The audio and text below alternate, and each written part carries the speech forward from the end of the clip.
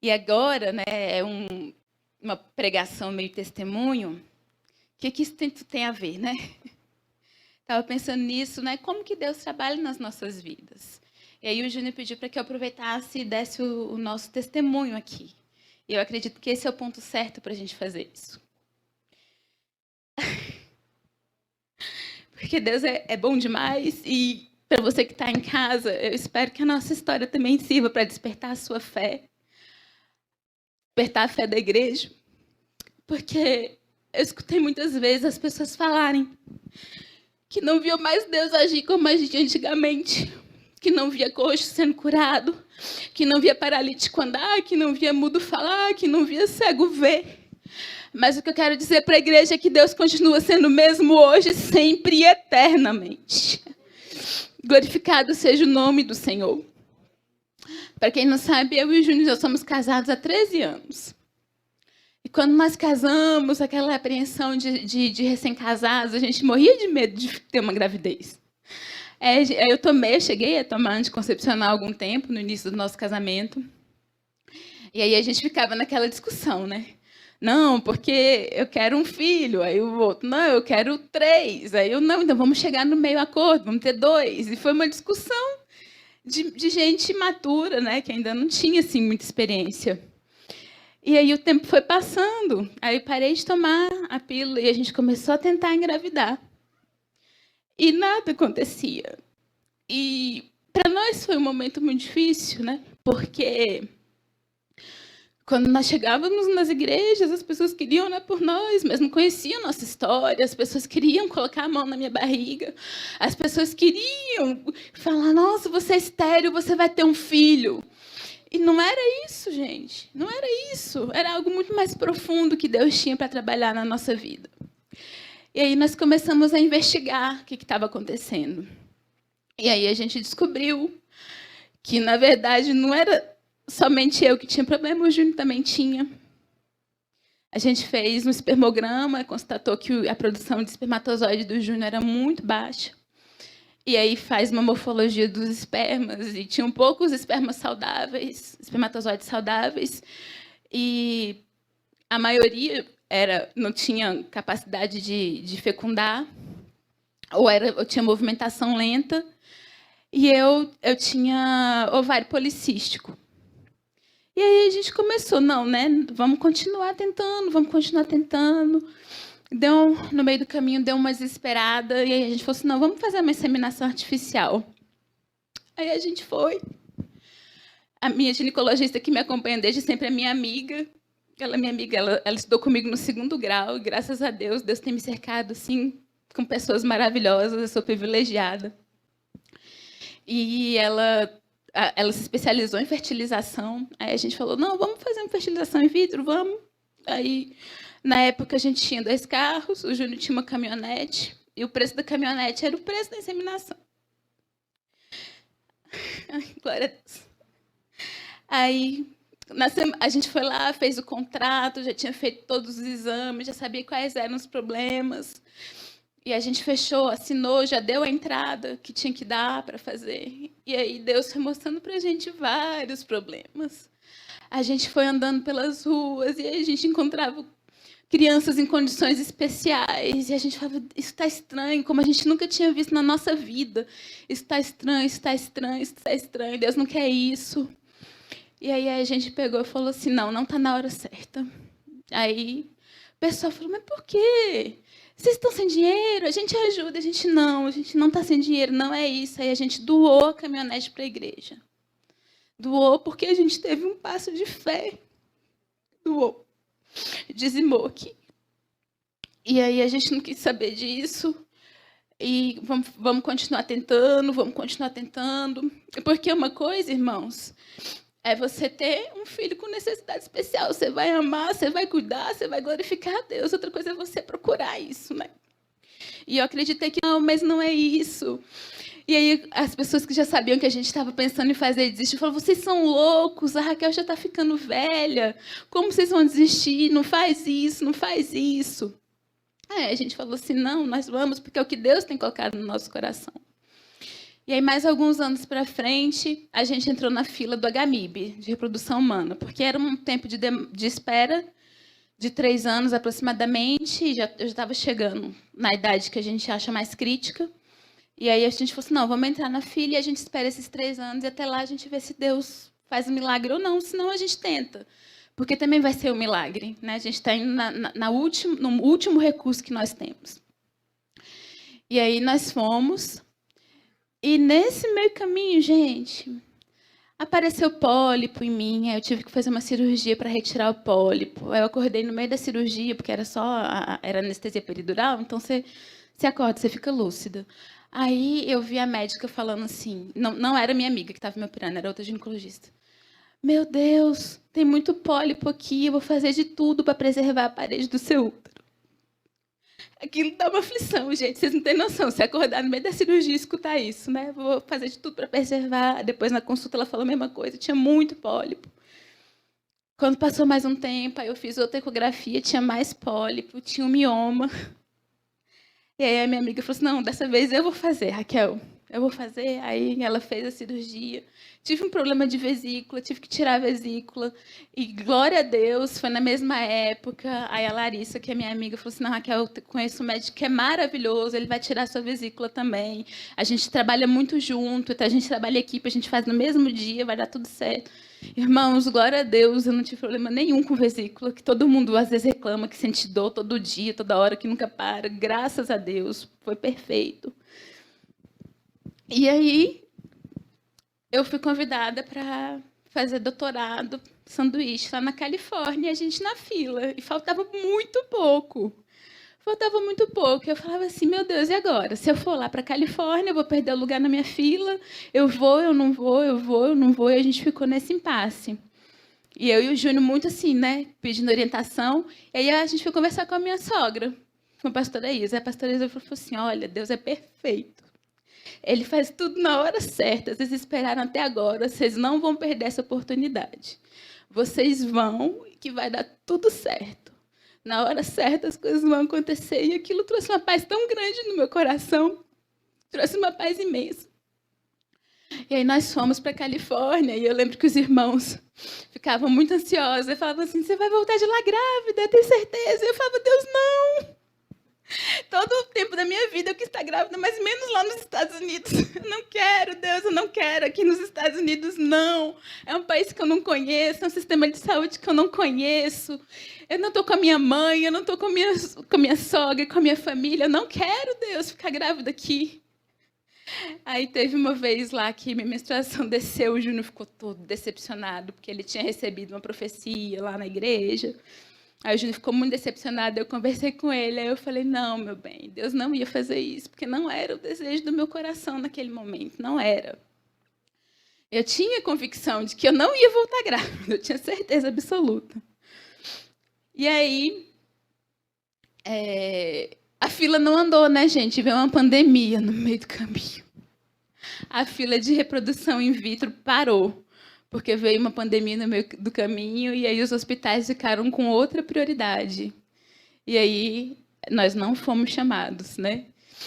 E quando a gente chegou, começou a ser noticiado que o programa da Gamib ia voltar a funcionar, e a gente só de olho na fila. Essa fila não é atualizada desde o dia 20 de março de 2020.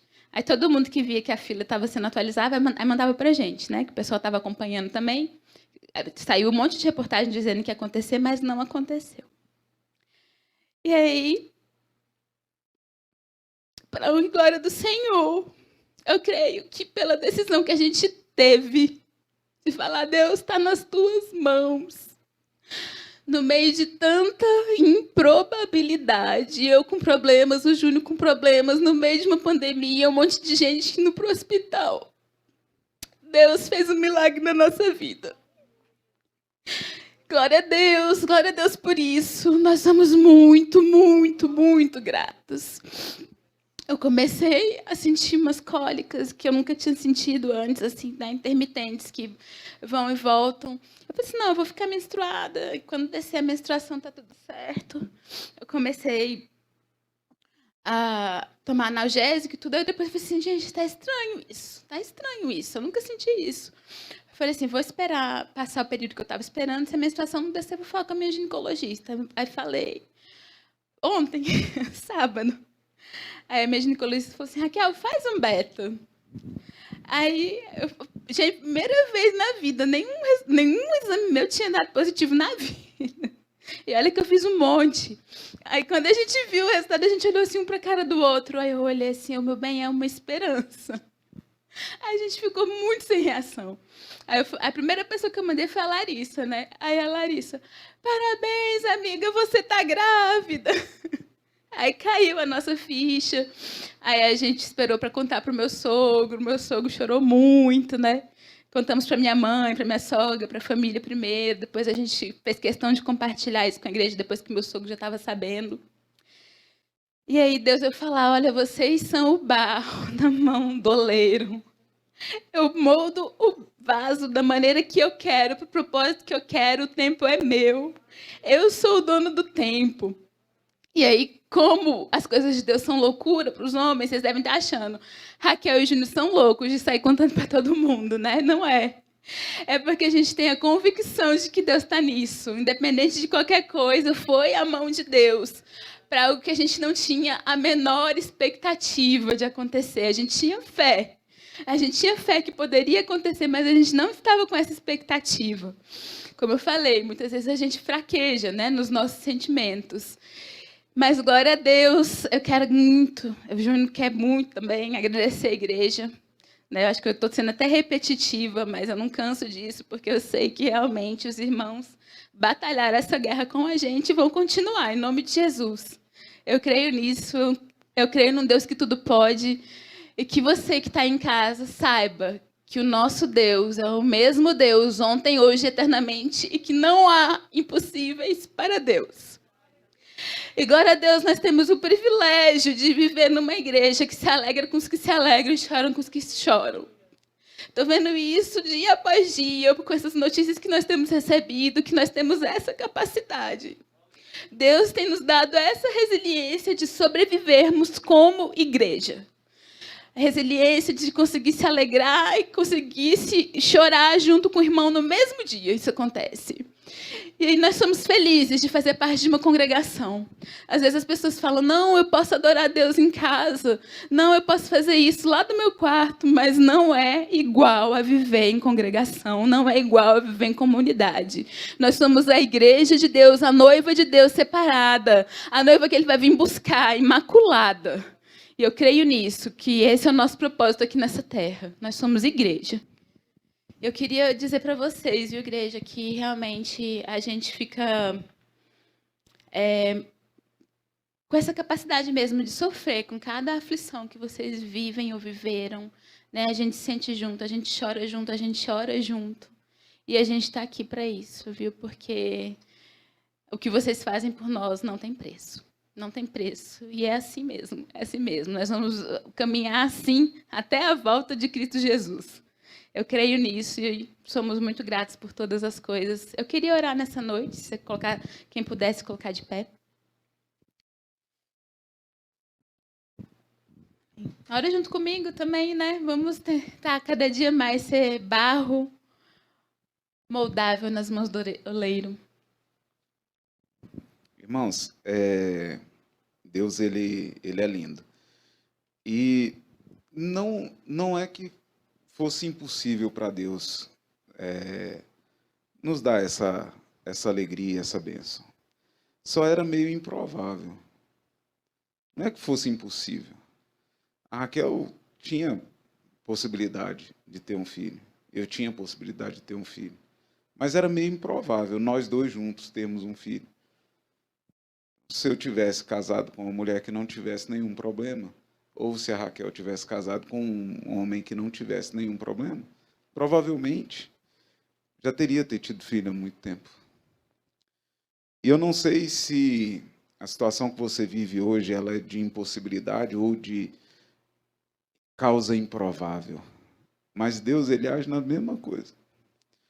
Se você parar um pouquinho para analisar, são 13 anos, desses 13 anos, pouco mais de 11 anos tentando engravidar. A gente ficou pouco mais de um ano só evitando, depois a gente já começou a tentar engravidar. Mas Deus precisou de tratar tanta coisa na nossa vida, coisa que a gente não sabia que existia, coisa que a gente sabia que existia. E no final, Deus precisou de nos tirar de perto dos nossos pais, da nossa família, da nossa igreja, nos levar para longe, para nós sabermos o que é cuidar um do outro, sozinho, sem ter ninguém.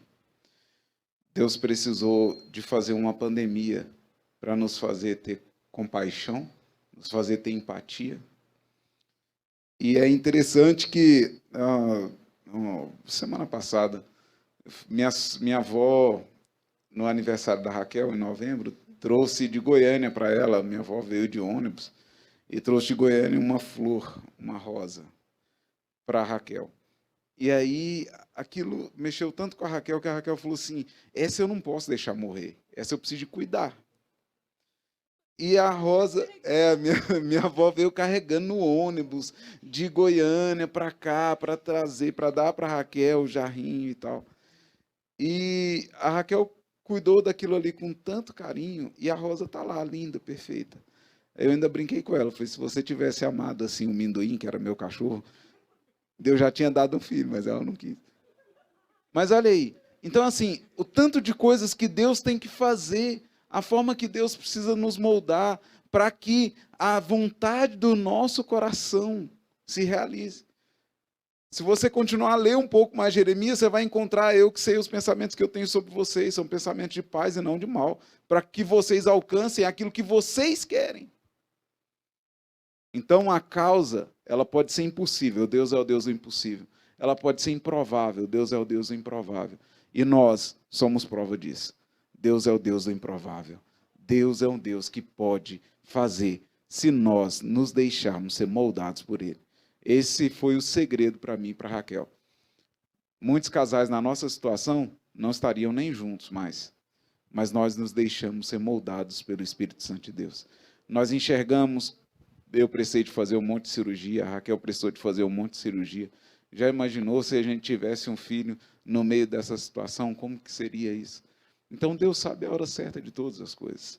Então quando nós nos deixamos moldar por Deus, Ele faz isso. E não importa a situação, não importa se essa gravidez vai até o final, se vai concretizar, não importa o que vai ser. Deus nos deu uma alegria para o hoje. O amanhã pertence a Deus. Sabe por quê? Essa gravidez pode não terminar, Jesus pode voltar.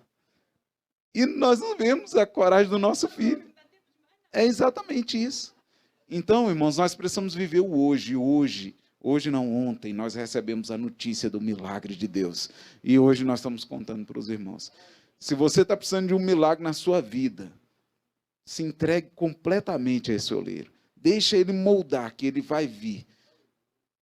Se você for um barro ruim demais, pode ser que precise de 13 anos. Eu precisei de 13 anos. Mas se você for um barro melhorzinho, pode ser que seja mais rápido, né, pastor? Pode ser que seja mais rápido. Mas essa é a oração. Pai querido, em nome de Jesus, nós te louvamos, Senhor. Nós te engrandecemos, Deus. Porque o Senhor é um Deus lindo, o Senhor é um Deus santo, o Senhor é um Deus eterno, Pai. O Senhor é um Deus que não muda, que não tem sombra de variação. Deus querido, enquanto muitos precisam ficar procurando milagres, nós vivemos esses milagres. Porque, ó Pai querido, nos deixamos ser moldados pela ação do Teu Espírito Santo aqui nessa terra. Deus, nós aceitamos o Teu domínio sobre nós. Pai querido, muitas vezes nós não entendemos o Teu agir, ó Pai. Pai querido, nós não entendemos os Teus pensamentos, Deus. Mas o Senhor nos garante, como garantiu a Jeremias, que eles são de paz, Pai querido, para que nós alcancemos aquilo que nós desejamos. Então essa noite, Deus, eu quero te louvar, eu quero te engrandecer pela felicidade que o Senhor nos deu, pelo milagre que o Senhor realizou em nossas vidas, Deus. Toda honra e toda glória é somente ao Senhor, porque o Senhor é o único que pode, Deus, e a tua igreja, Senhor, que orou tanto por isso, ó Pai, que agora, Senhor, está te agradecendo, está te adorando por isso também, Deus. E eu quero te pedir, Senhor, a situação que cada um estiver vivendo aqui, ó Pai, ó Deus, se for uma causa que precise de um milagre urgente, que o Senhor possa intervir agora, para a honra e glória do Teu santo nome. Ah, Deus eterno, em nome de Jesus. Pai querido, venha, Senhor, sobre a nossa igreja, venha sobre as nossas vidas, as vidas daqueles que estiverem assistindo esse vídeo, ó Pai querido, esse culto. Oh Deus eterno, o Senhor é o Deus de milagres, o Senhor não mudou, o Senhor continua o mesmo, Senhor, e nós, ó Pai querido, temos toda a nossa esperança somente no Senhor, que fez os céus e a terra. Oh Deus, em nome de Jesus, nos faça, Senhor, ser moldados pelo Senhor. Oh Deus querido, que o Teu Espírito Santo nos incomode a entregar completamente o controle da nossa vida em Tuas mãos, porque eu sei que o Senhor tem o melhor para nós, eu sei que o Senhor tem prazer em cumprir a Tua vontade em nossas vidas, para a honra e glória do Teu santo nome, Deus, em nome de Jesus. Amém, amém, aleluia, glória a Deus.